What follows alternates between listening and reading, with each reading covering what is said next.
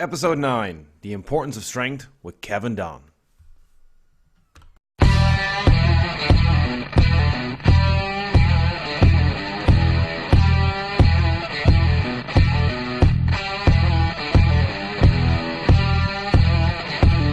You're listening to the Live, Live, Play podcast. Hey guys, welcome to the Live, Live, Play podcast. I'm your host, Stephen Kinsler, and today, episode 9, we have our pretty much resident strength expert, Kevin Don, is on the show for, I think, with including FSMRX, I think it's fifth time, I think. 4 or 5 times on the show. Most comebacks on any of my podcasts that I've done. Kevin, thank you for being on the show. Thank you, Stephen. Good to see you again. Yeah, so for people that don't know, I'm not going to go into Kevin's history, but the man is pretty much traveled the world. He's done seminars and workshops all over the world on strength.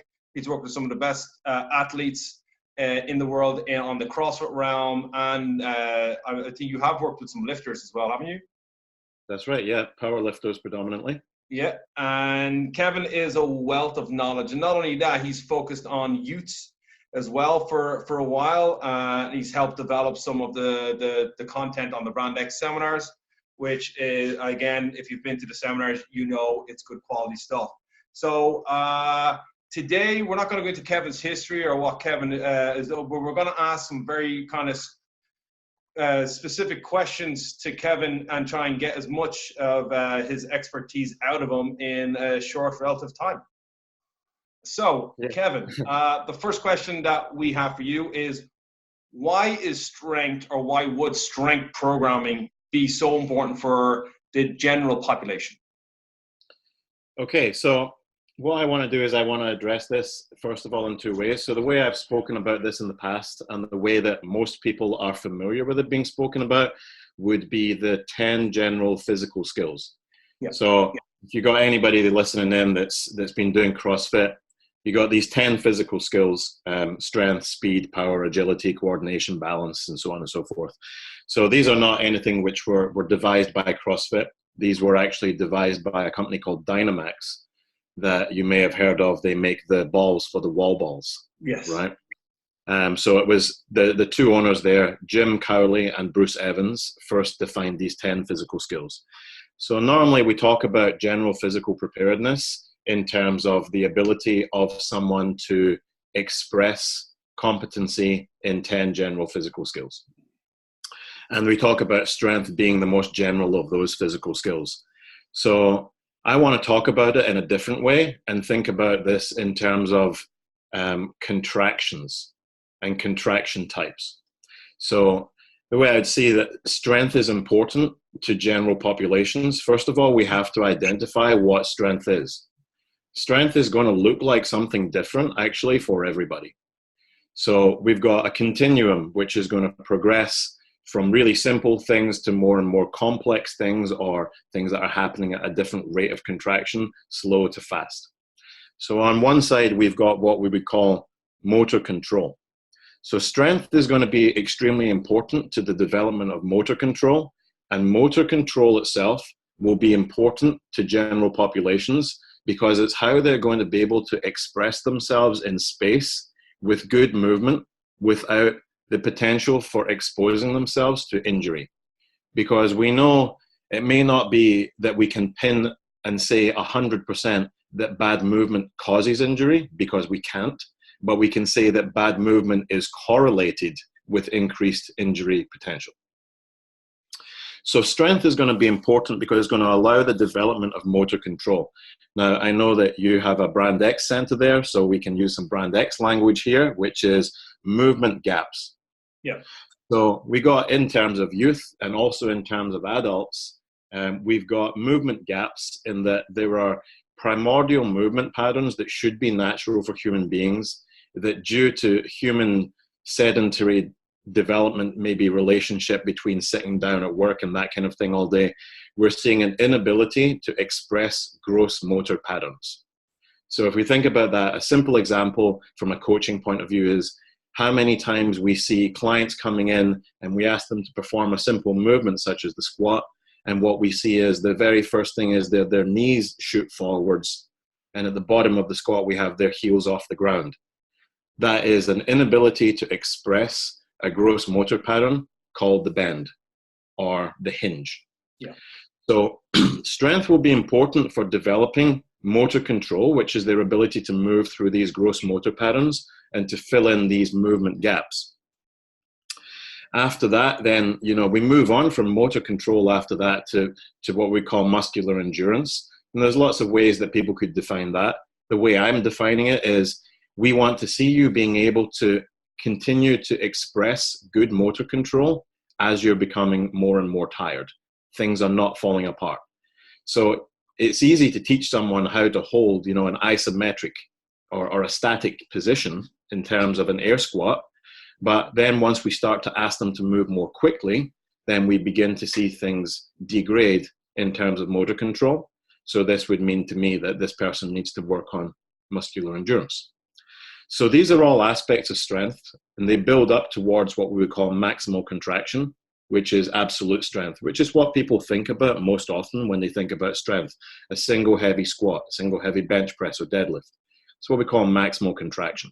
Maximal contraction, as we'll come on to talk about later, may or may not be right for general population to be doing.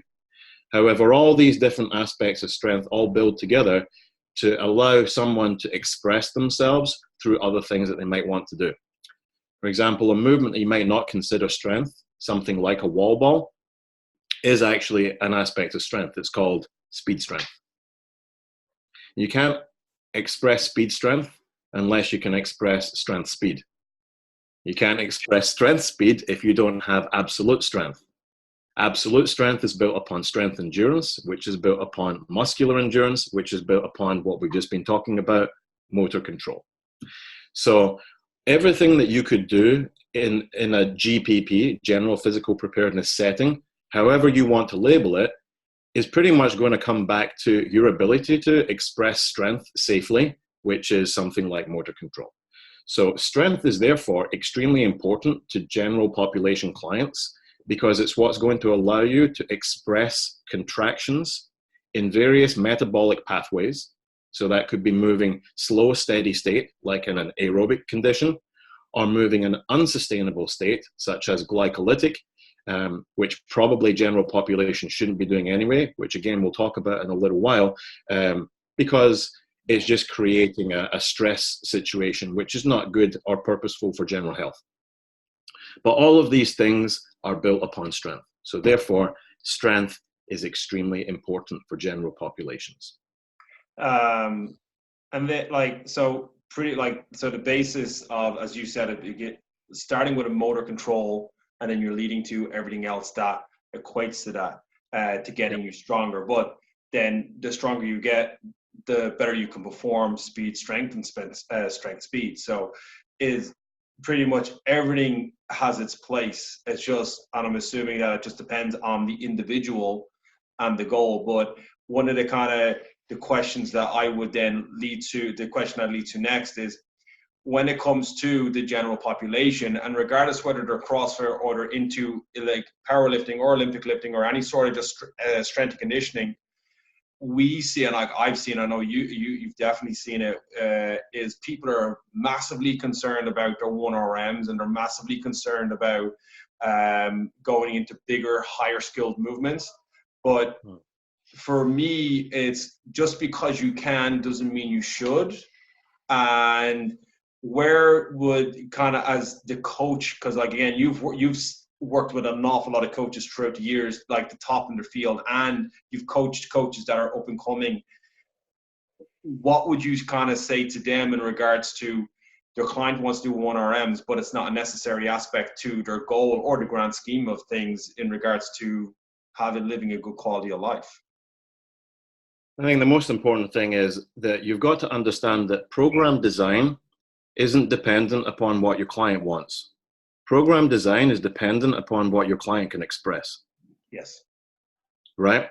So, okay, if they could want to be doing a maximal contraction or want to be doing strength speed work, and that's fine. It's not to say that they won't get to that point. But first of all, we have to realize what they can express currently. Now, if we're looking at a client moving and I said, like this Brand X language again, movement gaps, they don't know how to perform a simple squat pattern, and they don't know how to perform a bending pattern, then they should not be programmed right now for a goal of performing a 1 rep max snatch. Yeah. Because first of all, they can't express the movement because they don't have the motor control. Yeah. And second of all, they cannot express a 1 rep max because they are so far away from their maximal physical potential that their central nervous system cannot recruit enough motor units in order to do that type of contraction. So like part of building up strength is not just building up this physical thing where we're breaking tissue down and building it up again. It's also training of the central nervous system, because your muscles can only fire when these electrical signals get to them from synapses firing in the brain. Yeah. And that's a training process in and of itself, which takes time. So yes, we may have clients that want to get stronger and want to perform 1 rep maxes, but their central nervous system simply cannot express those type of contractions and cannot recruit enough muscle in a singular contraction at one time in order to express what we would call true max. Yeah. Most clients might not even ever get to that, because we have a life cycle of strength. So we got to progress people through that. Now, the very first thing when people come in the door, of course, you should be having some kind of consultation and assessment with your clients. Whether or not you're in an individual design scenario or you're in a general setting, you've still got to assess where people are at. Because you can't have people coming in that don't have motor control, muscular endurance, absolute strength, and come in and expect them to safely express strength, speed, or speed strength, because it won't happen and it will be correlated with potential for injury. So what we need to do is we need to assess where these people are at. So if I was going to say to coaches about program design, well, the first thing is you need to figure out, yes, we need to figure out what their goal is, because that will determine how training is going to go. But the current program design has to be based upon assessment and consultation. If someone simply cannot express something like an air squat safely, and we've got all sorts of flexion going on throughout the spine, and we've got internal rotation of the hip, and the knees are collapsing, then we're going to have to put those people through a different type of progression than we would do someone that's coming in that's been, a high school track athlete who has built up years and years of different types of explosive contractions. Those people will have a different program design from someone that's just walking in off the street. So the first thing is you need to be able to identify these. You're going to have to run people through assessments of motor control, and it's going to have to work through different areas. So we're going to have to assess things like their core strength, because everything that we're doing, and CrossFit have the same language, right? They talk about core to extremity. I refer to it as proximal to distal, but simple. Everything's got to start from the middle and work its way outwards. If you don't have a base of core strength, you can't do anything outside your core, because you don't have anything to build this upon. That's why, again, in Brand X, the first thing that we're teaching in the movement patterns for strength for youth is how to brace. Yeah. Because that ability to create rigid isometric contraction throughout your core and hold that is absolutely essential to building strength and layering things on top. So proximal to distal is going to be very important. And then, other assessments that we're going to do, whether or not they can do single leg, like a hip split, so a lunging pattern, a squatting pattern, a bending, a pushing, a pulling, all of these things will be very important to program design. And if we don't know where people are currently at, we can't possibly take them to where they want to go. One story I've got about this, which you may have heard me talking about before, is the actual etymology of the word coach. So it's actually the name of a town in Hungary. And in the 19th century, they were building wooden wheeled cars, which were known for their high quality of build and were really safe and reliable. And it was called the Cart of Kochi. Okay, so that's the name of the town, Koch, K-O-C-S. And so the etymology of the word coach is basically that you're taking people on a journey from point A to point B, and it happens in the safest and most reliable manner. So in order for you to be a coach, you're going to have to figure that out. You're going to have to figure out what's the starting point. And you're going to do that through assessment of movement. You're going to have to figure out what's the ending point. right? What's their actual goal? And then the journey itself is going to be you taking into consideration in program design what type of contractions they can currently express and how you're going to layer those together moving forwards to get the client to their end goal. That's being a coach. If you're not doing that, you're not even respecting what the word even means.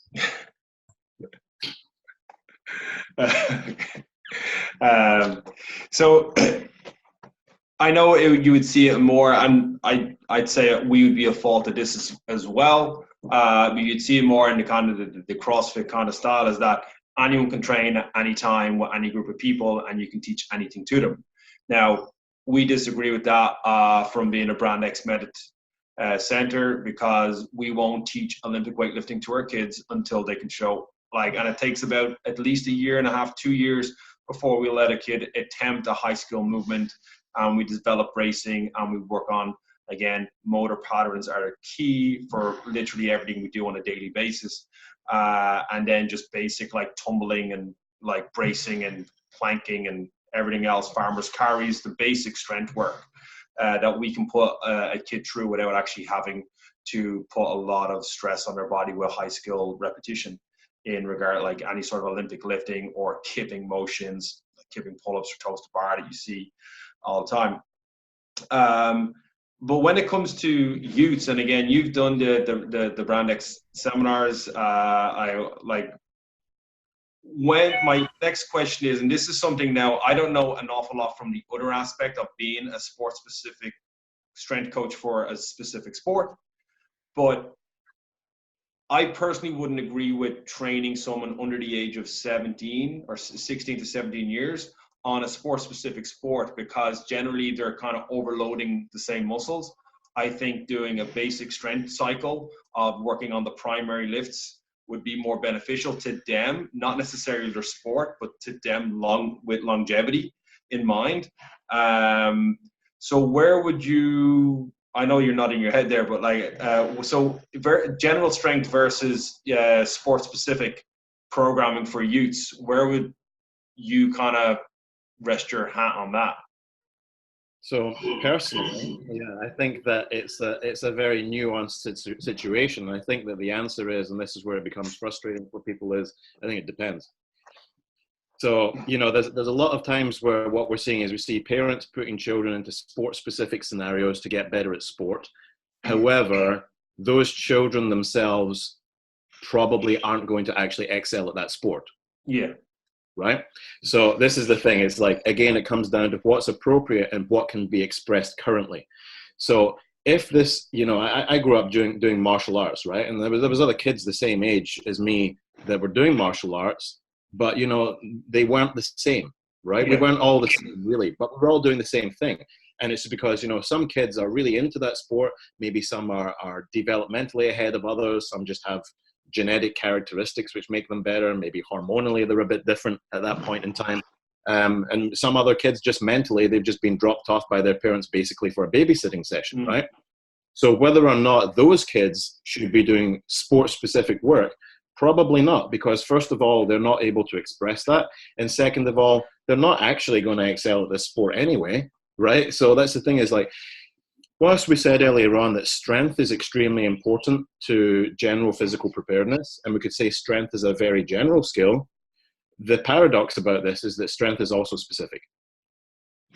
So if we have novices coming into us, and those novices are lacking in motor control, as we've mentioned already a lot of times today, or these gross motor patterns, then absolutely strength work is going to be the most important thing they can do.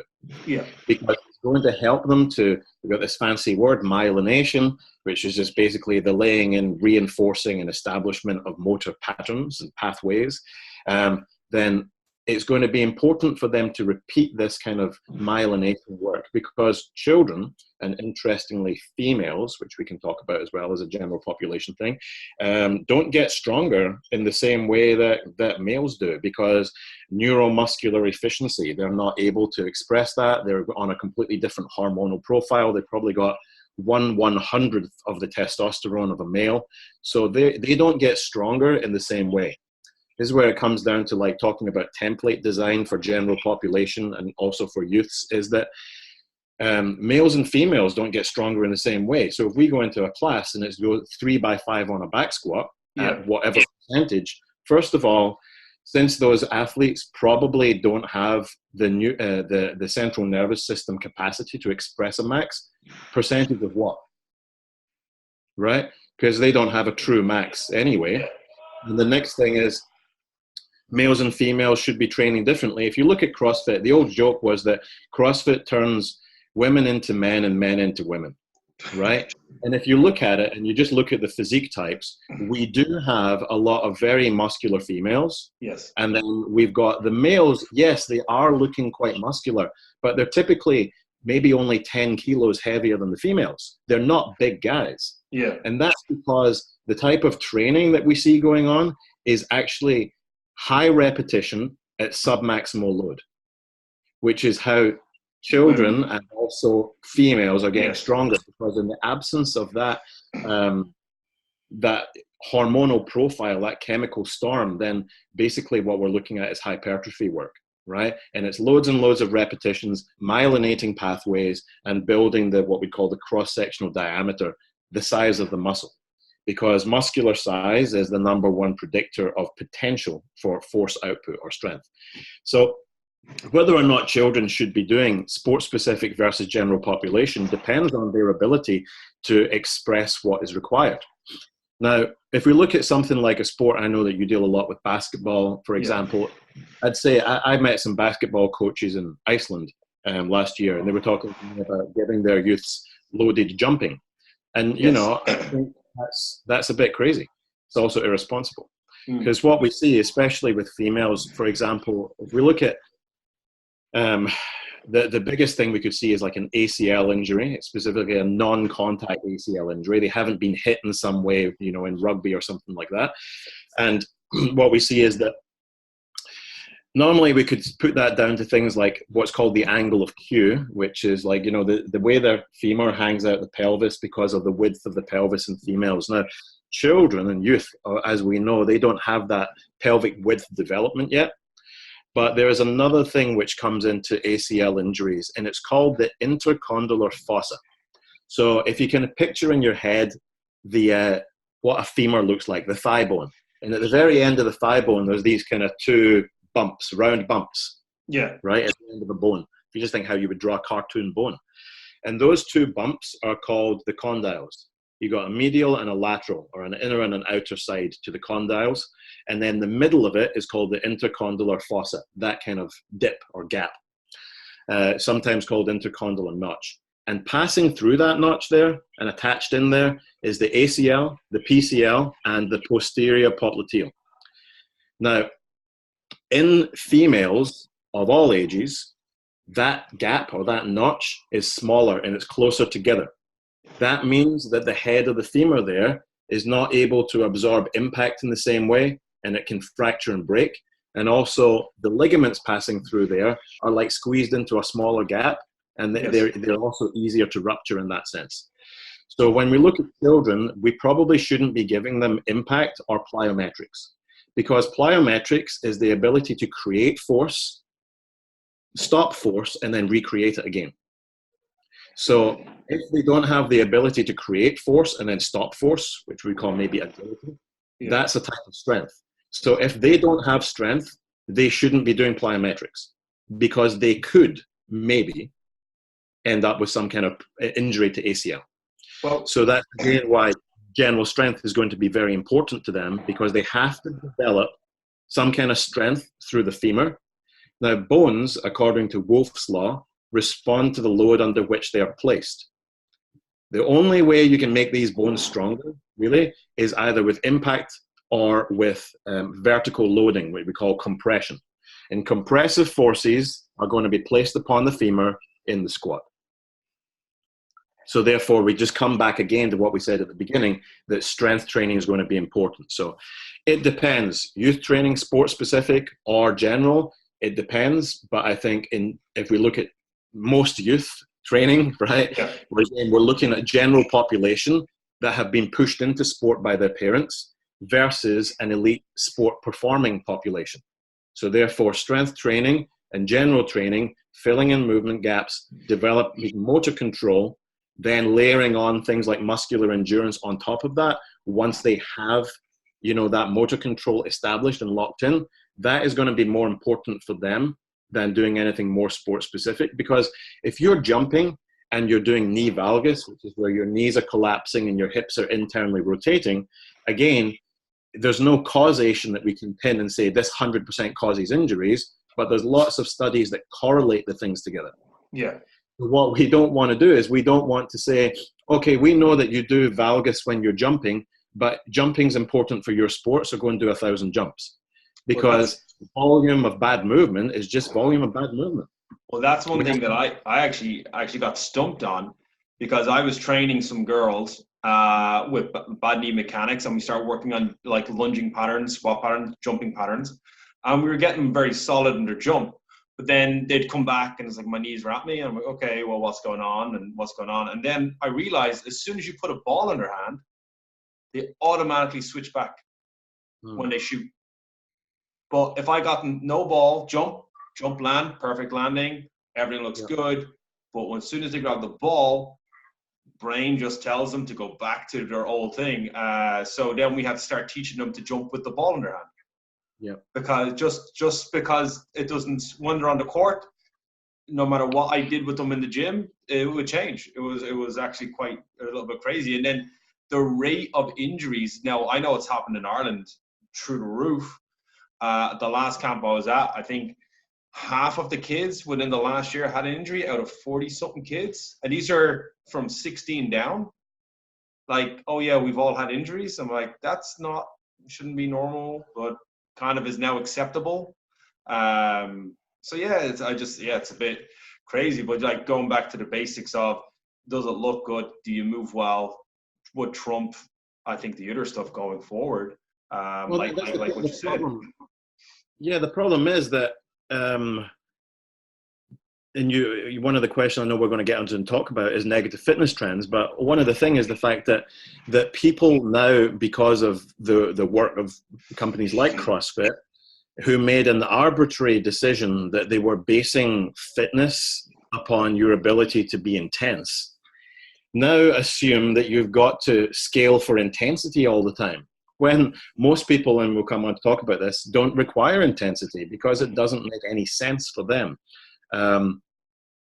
So it's like, that's the thing, is when we've got people wanting to move quickly, and that's one thing you're giving an example there of, yeah, you saw your athletes there had great movement, but when you gave them a ball, we saw bad movement. And that was because their goal and their intent changed.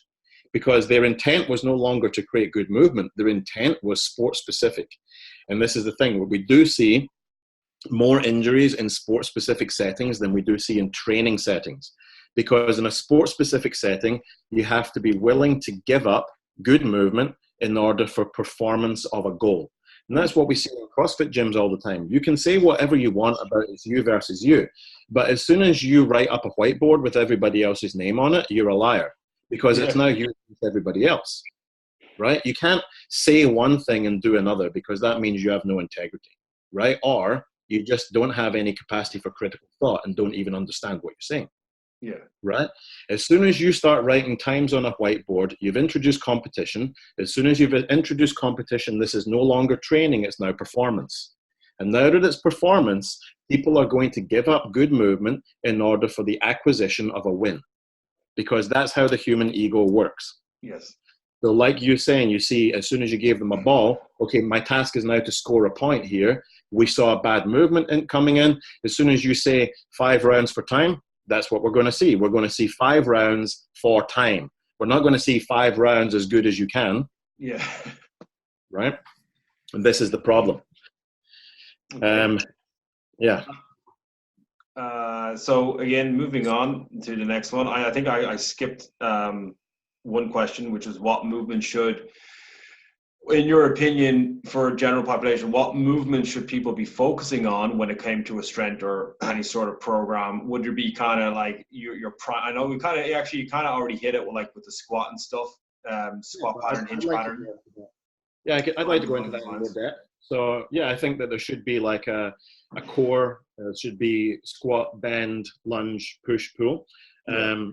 But on top of that, I mean, again, asking me what should each person be doing? And the answer again is it depends, right? So it depends where they are in their life cycle, and it also depends where they are in terms of training age and chronological or biological age. Yeah. So if we're looking, let's say, at aging populations, their requirements are going to be different from that of younger cohorts. So if we take people like, we couldn't really put a number on it again because people are experiencing aging at different stages. But once we start to pass a certain point, we're no longer going to be able to acquire excellence in performance. And what we're looking for is just resistance of a decline. Yeah. And for most clients, that's the case. Most people are not coming in looking for excellence of performance. They're looking because they're beginning to see that they're gaining more body fat. They're beginning to see that they're losing muscle mass, that they're not sleeping as well at night, and all this kind of stuff. And what we've got is, so the first thing is, it's a couple of Latin words. The first one is sarcopenia. So this is where, as we're aging, retaining muscle mass is a very costly endeavor for your body. It's a high cost thing because it takes so many calories, and it's just a big endeavor for you to go through. So as we're aging, we're kind of keeping that energy for other processes in our body, and we're shedding muscle mass. That in itself leads to other problems, because without those muscles supporting the ligaments and the joints, we begin to see, obviously, joint problems creeping in older people. We also see that if your muscles are getting smaller, then think about your ability to control your body in space. It diminishes. And then what we're seeing is, people tripping and falling over and that kind of thing. And then that is a big risk when it's paired with the next Latin term, which is osteopenia, which is loss of bone mineral density. Also something which happening as we're aging is that the bones are getting more brittle. Now, we've got, It's a situation which goes hand in hand with sarcopenia, because, again, like I said, if you trip and fall over because of lack of motor control, because you've got smaller muscles now, not as many motor units, because motor units decrease as we're aging, then again, we're going to fall over. And what's the most common thing we're seeing is like injuries to the neck of the femur and the hip. Yeah. And this is just all loss of this bone mineral density and muscle mass. Also, we've seen things like, body fat increasing and insulin resistance and so on. What we'd call metabolic syndromes. And those metabolic syndromes, such as older people sense nutrients differently. So if you took, 40 grams of whey as a younger person, as an older person, to have the same muscle protein synthesis event, you might have to take 60 grams of whey. These are not exact numbers, it's just an example. Yeah. But you have to take a larger dose in order to have the same response. And because most people aren't doing that, that's contributing to the loss of the muscle mass. Okay, so these are things we call metabolic syndromes, which are being offset by the medical community by what we call polypharmacy, which again is just multiple medications. Yes. So you see people on blood pressure medications and people on medication for their osteoporosis or osteopenia and so on and so forth. And you're on a medication to offset the side effects of another medication. So strength training is going to be very important in the sense that we can help those people to overcome those things. So if we're talking about sarcopenia, which is as the aging population is getting older, we're seeing a decrease in muscular density, then those people shouldn't be doing 1 rep maxes. Yes. For the simple reason that that's not how you build muscle, right? We need to be in a hypertrophy rep range, right? And again, that'll be specific to the individual, but what we need to do with these clients is we need to increase the size of the muscle. And the only way we're going to do that is larger rep ranges, lighter loads, higher time under tension. So we might see things like tempo training for older populations, just like I wouldn't give tempo training to younger populations because of the same reasons. And you're going to take them through the movements that are going to have the biggest bang for your buck, because what we're looking for is reinforcement of motor control. They're not going to be doing maximal contractions in their 60s. Yeah. They need to be doing motor control and muscular endurance. That's it. So I might not even give them things like a barbell deadlift from the floor. It might be a Romanian deadlift because they need to just reinforce the hinge or the bending pattern. So what movements they should be doing should be something, again, that the coach is going to have to think about. What is my client able to express right now? Yeah. And what is it that I want them to express? Because if they're in their 60s and you're wanting them to express a 2-minute Fran, there's a problem, right? Because they can't express that contraction and it is not appropriate to their goal in any way. Yeah. They should be working motor control, muscular endurance, so tempo training and that kind of thing. But what we need to take into consideration, if we come back to what I mentioned earlier on about compressive forces, there's 3 types of forces which are going on. We've got compression, we've got tension, and the third one is moment. Moment takes into consideration the 6 different types of torque, which is internal and external rotation, flexion, extension, adduction, and abduction. Now, tension is resisted by soft tissues. So if you think about hanging from a pull-up bar, that's where gravity is pulling your body long. Yes. That's tension, and it's being resisted by muscles, ligaments, and tendons. So therefore, to have a healthy training program, you're going to have to give some element of tension. Also, you're going to have to give an element of compression, which we already said earlier on, that in terms of resisting osteopenia, which is loss of bone mineral density, the bones are subject to Wolff's law, which is that they're responding to the stress under which they're placed. We need to put them under vertical loading compressive forces. And that's going to be things like a barbell overhead press and things like the squat, because that's where we're loading you from top down. So compression, think about gravity making your body shorter. That's being resisted by hard tissue, bones. And then tension is where your body's being pulled long, and that's being resisted by muscles.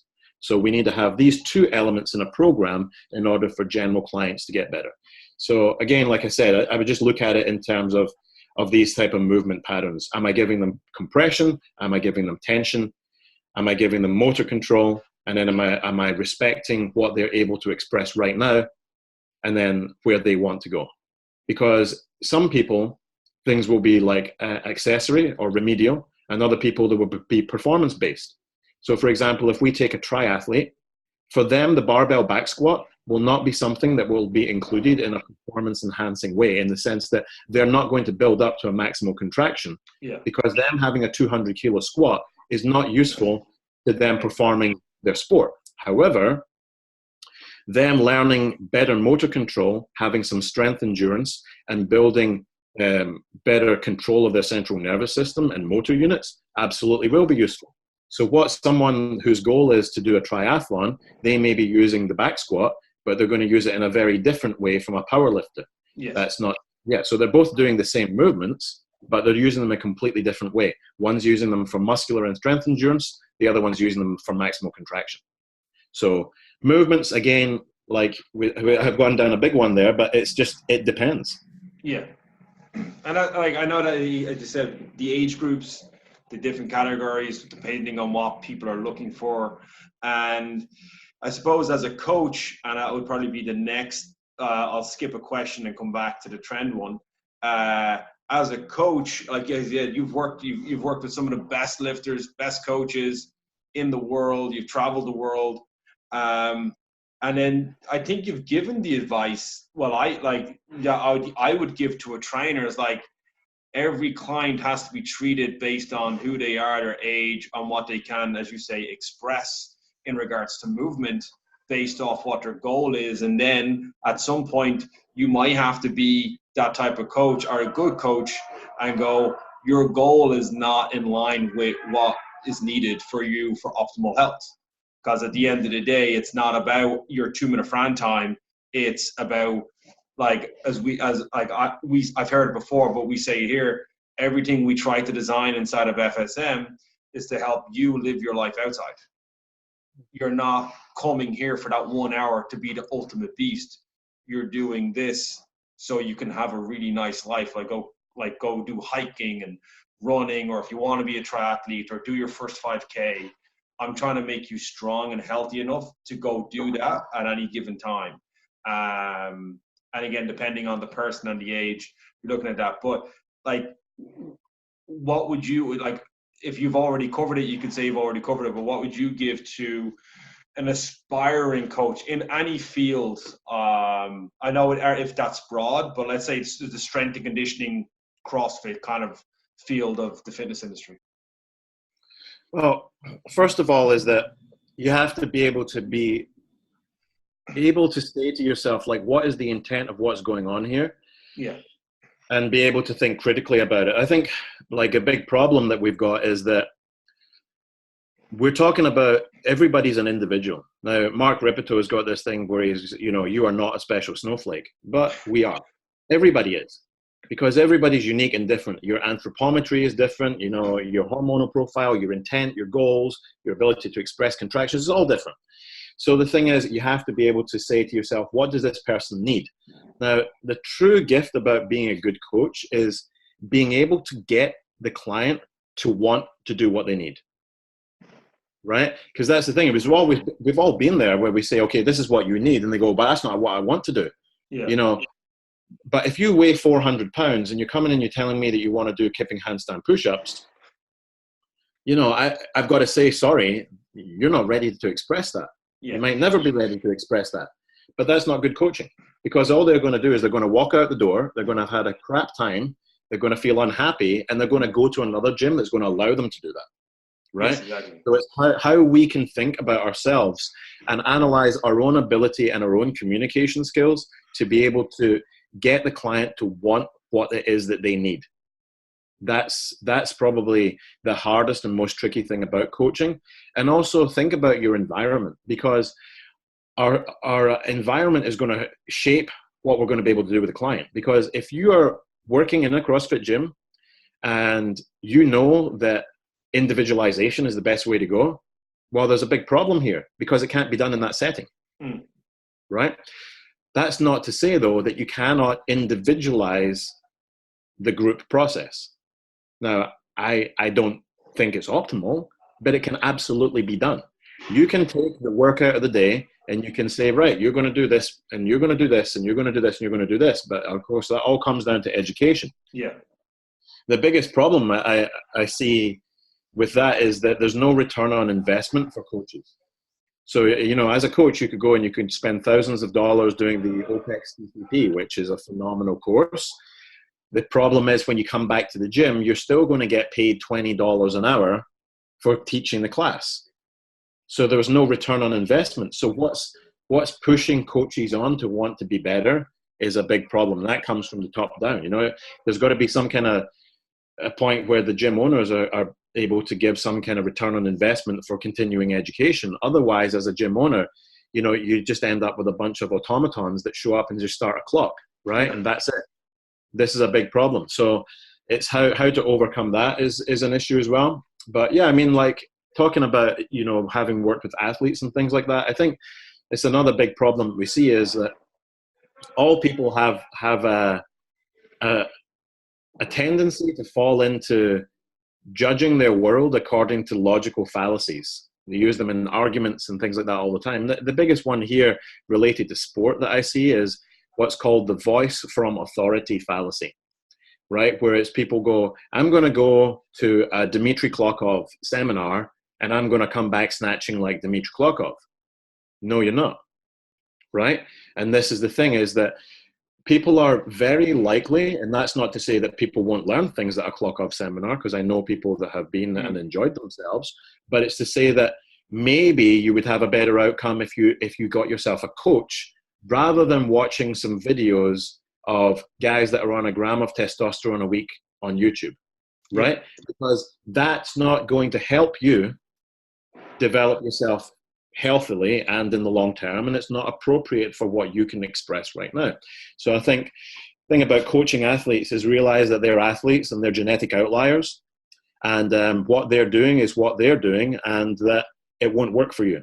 Yes. Right? I'm not going to go and do the Ronnie Coleman bicep program and get biceps like Ronnie Coleman because I don't have those genetics.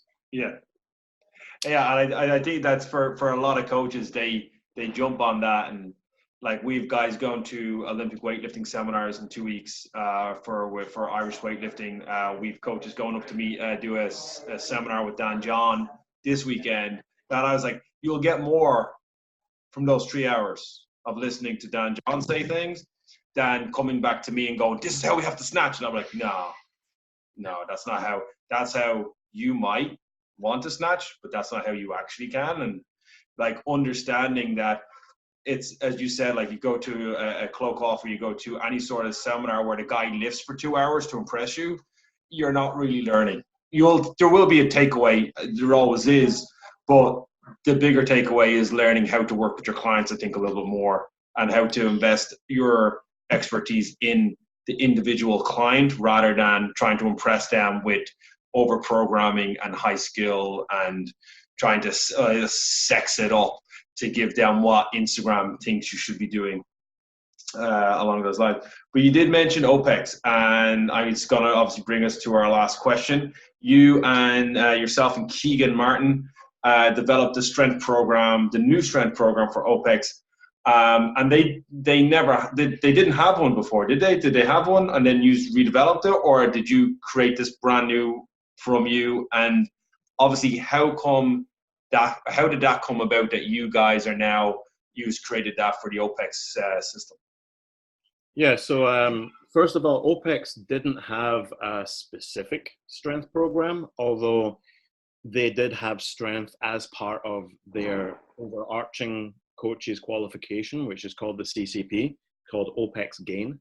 Yep. So strength is very important, as we know. So it was absolutely an integral part of what they were teaching, but they didn't have anything specific where we identified what a life cycle of strength is, because what we want to do is say, where are you right now? Where do you enter this life cycle? And how do we progress you from there? How to assess those type of things and how to build people forwards in terms of purely looking at strength and not looking at other things like maximal aerobic potential and things like that. So we came into that basically through the connection, I would say, with Brand X would be one way. Another way would just be having built up some credentials via doing hundreds of seminars all over the world. So OPEX are one of the owners of the Brand X method because the methods and the ideologies align very well. This idea of developing people in what's the right and appropriate way. So they have the same message, the same intent. So it was via that connection that Keegan and I were talking with OPEX, and then we went from there and meetings with James Fitzgerald and then developed the strength course over the last, since the beginning of the year. And that came out on general sale 2 months ago, and it's doing very well. It got very, very good feedback from that. There's lots of coaches that have taken it and said, that they understand better how to program strength and where to put clients in, because saying they're mentioning the snatch. I mean, it's fine to go and learn how to teach the snatch better, but the thing is, should anyone be doing the snatch? I mean, someone at some point has said the snatch is functional, but what's functional is actually what your client can express. If they can't express it, it doesn't have any function for them. So the snatch, therefore, is actually not functional for most people. So it's trying to educate that to people is like, what really is functional training? What is functional strength? Yeah. And how can we use strength to get people healthier and have greater longevity through training? Because like you've said, their performance is one thing. Now, there are other strength courses out there, but those strength courses are just talking about how do I make someone maximally strong? I don't care about making people maximally strong. I care about people being healthy and using strength as a way to mitigate the aging process. Yes. Yeah. So that was how that all came about. Basically, OPEX and Keegan and myself all talk the same language, which is saying, well, sorry, but general templates for these people is completely preposterous.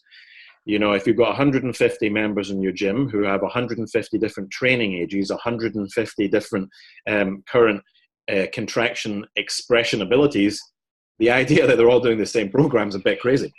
So it was like trying to say, how can we get this to the most simple way that's easy for coaches to understand that they will be able to actually implement?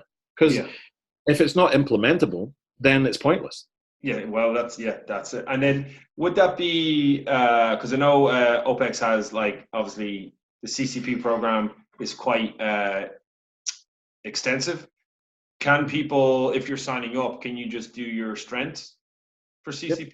Or is it part of, like, obviously you sign up, you have to sign up to everything? Or so if someone just wanted to dial in with what you and Keegan and OPEX created, they could just go and do the strength aspect? Yes, that's absolutely right. So, and I'm not knocking, and I've done the general, the CCP program years ago with James when he came to Ireland. It was it was mind blowing. 2 days, came in thinking I knew, and then walked out knowing I knew nothing. I have that every time I talk to that guy. yeah.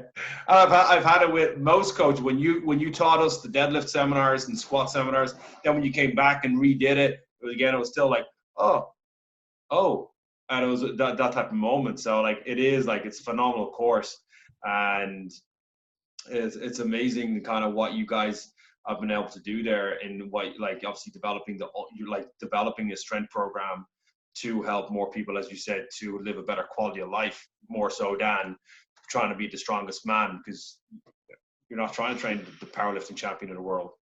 No, and then like you've said, the strength course can be taken as a standalone course. Yeah. So OPEX are kind of going.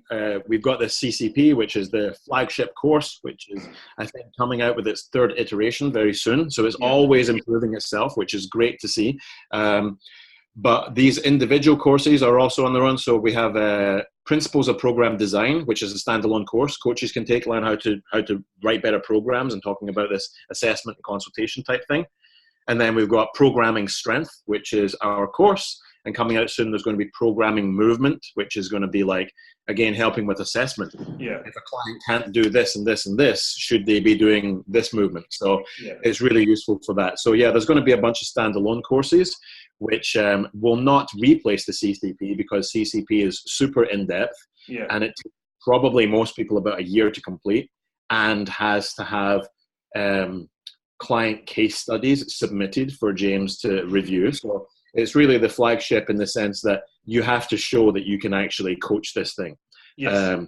Whereas these mini courses are kind of standalone courses, although you will get a qualification from that, which would be OPEX Strength Expert. Okay. So that's good. And what I'll do in the show notes below, guys, if you're listening, we'll put the links to that if you're interested, even checking it out. And it definitely would be advised to, if you're going to work with guys, athletes, or even just the general population, to definitely check it out and maybe possibly do it if it's like something that you're really keen on. Kevin, before we wrap things up, are you traveling, seminars? Not right now, no. I mean, we just did the first live program design seminar here in OPEX HQ, which went really well. So I'm focusing on that right now. I think, like, in the past, as you know, like I've been out and trained in gyms and conducted hundreds of seminars. I think for me, I want to focus on coaching coaches more, because, you know, if I go to the gym, sure, maybe 2 or 3 coaches are there, but we got 20 clients. Yeah. I can make a bigger impact if I focus only on coaches and spread knowledge that way. Yes. Because clients just want to lift it and have fun. Yes. So right now I'm not doing any of my own seminars, because I'm focusing just on coaches development, coaches education. But hopefully, again, in the future, I'll be doing some workshops. Yeah. Oh, super. So, guys, that is our podcast, episode 9 with Kevin Don. Again, you can check out all our old podcasts with him. The man is a wealth of knowledge. Confuses me every time with some of his words, but I'm working on it. I'm always learning. And you go, you can find Kevin on Instagram. He's always good for a bit of a rant or two, which is always entertaining. But Kevin, I'd like to thank you again for being on our show. I hope to see you soon. Either will leave this country, or maybe you'll come back my way. And guys, don't forget to like and subscribe on Podbean, YouTube, and Spotify. We are on all 3. Check us out. Leave us a nice comment. And if you have any questions, please put them below, and we'll get to answer them. And we are out.